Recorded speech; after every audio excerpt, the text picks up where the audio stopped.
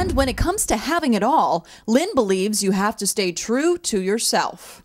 I think the term having it all has to be self-defined, not what society or the media or some advertising campaign defines. I think you have to figure out what works for you. You know, not every woman wants to be at the top of the corporate ladder. Some people are very happy having a rewarding job and then leaving it and going home and having a fulfilling family life. There's nothing wrong with that. We should be advocating that. You shouldn't be embarrassed if that's what you want to do. It's not like we're looking down on you, or we shouldn't. As women, we should not look down on other women who make choices that are good for them. I was a stay-at-home mom for a while, and there's an attitude that you get from other people at a party. Well, what do? Well, I raise my children. And it's just a very subtle, or they think you're sitting around eating bonbons all day. I challenge anyone to stay home with kids all the time. It's a lot easier to go out and work for a living, you know. But I think finding that balance, you have to find what works for you and what makes you happy. When you're starting to feel like you're stressed, I can't do all of this. When I'm here, I feel guilty. I should be there when I'm there. When you're not enjoying anything, it's time to take a step back and say, all right, wait a minute, where do I need to make an adjustment? That would be the advice that I would have for people, is find what works for you. And you know what? It doesn't mean you have to do that for the rest of your life. Your children grow up. Other jobs become available. You know, you grow. You know, what I was doing when I was 25 and 30 when my kids were small is not what I'm doing now.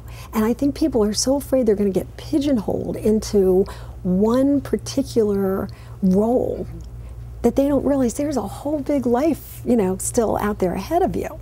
So that's when people ask me, that's my suggestion. Not that I have all the answers. I don't have all the answers. Who am I to give people, you know, advice? But what I've learned in my lifetime and my career and raising a family and everything is that you just have to find what works for you. And then you evolve and it evolves. And, you know, sometimes you have to make a tweak. Sometimes you have to say, this isn't working, and do something else. You know, I probably wouldn't have been able to do my live talk show every night at 9 o'clock, you know, when my children were 18 months old or four years old. You know, I was able to do it when they were older, where I could spend time with them during the day and even after school, and then work until midnight. So everybody has to do, you know, what works for them and be happy with it. Yeah, find out what it all means to you and personally, and then give it your all. And sometimes you do it and you're like, you know what, this isn't what it's cracked up to be. Yeah. I mean, you know, let's say you wanted to stay home with your kids and then you felt like you were missing something, or you needed the money, or, you know, whatever variables there are. It's an individual decision, and we should support other people's decisions and say, if it works for you, good. This is what works for me. A truly remarkable and inspiring woman. You can catch It's Your Call with Lynn Doyle Sundays at 8:30 p.m. and Mondays at 1 p.m. on the Comcast Network. I'm Lynn Doyle, and you're watching TV 36. The 8th annual Downtown Westfield 5K and Pizza Extravaganza took place at the end of July, and Councilwoman Ann Neylan was on the scene to get the scoop. So I'm here with Sherry Cronin. Hi, Sherry. How are you tonight? Hey, Joanne. I'm great. It's a wonderful night. We have a beautiful day. It's extra festive downtown tonight. Yeah, tell us about it. So last year we had a little bit of a problem. Tell us about that, and we'll segue into tonight. Well, it was a challenge last year with the weather. We had the worst weather day of the entire year last year, and that's why this year, as part of our tagline, we actually say run like lightning, because last year it was the lightning that caused our event to be shut down. So this year we have beautiful weather, and right now, as of 6:20, we have 2,200 runners.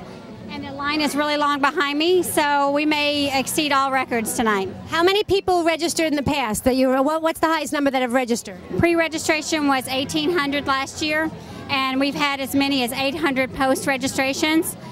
So if we hit those numbers tonight, that would be really incredible. We're going to run out of pizzas. We're going to probably run out of lots of things, but we've tried to take extra planning efforts this year in light of the weather last year and the popularity of this event. So, yeah, tell me about the popularity. I mean, we interviewed someone so far from Staten Island, someone from another town, not very close.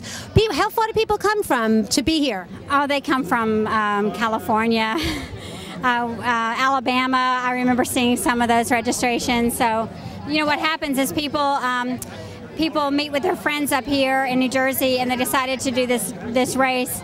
So a lot of people do come back every year. We've had people from like Guatemala and places like that. In the past,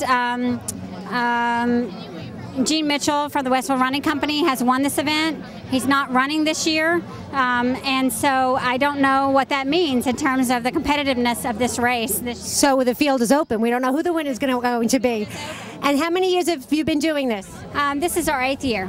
Well, I know I usually run in it, but tonight I can, and hopefully next year I will. I love this event, and thank you for all the hard work you do. Oh, it's a lot of work, but it's a lot of fun. Hello, Officer Moore. How are you? I'm wonderful, Miss Neylan. How are you? I'm doing well. So we're here at this great event, and what is your role here? I'm just helping one of the new officers set up some barricades, and then at 20 to 7 I have to actually go to my location by Minnewaskin Park, so that when the runners come through, I got to hold some cars up for them so nobody gets hurt. Have we had any injuries or any incidents in the past? Does anything stick out in your mind? In my mind, no. Lieutenant Rogers actually in charge, so he would be better, more suitable to answer that than I would, but I don't know of any. Well, let's hope tonight's an uneventful race, would you say? Absolutely. So far, the weather's agreeing. Last year it was monsooning. The year before that, it was like an oven, so I think we're off to a good start. So did you speak to somebody to get the weather to cooperate? A little bit. I have a little connection. I know you do. Thank you so much, Officer. Thanks. Have a great night. Great night. The Westfield Memorial Library strives to provide the Westfield community an environment that promotes a love of reading and ensures free access to ideas and information. Library Director Phil Israel explains why you should make the most of your library this summer. We have so many things occurring at the library this summer. We have things that will appeal to everybody, whether it's our children's summer reading program, our teen online summer reading program, or all of our adult programs. There's something for everybody. For more information, be sure to check the town website at westfieldnj.gov. That concludes this edition of 07090. I'm Jamie Lynn Drohan. Thanks for watching, and remember, if it's happening in Westfield, you'll find it here on TV 36.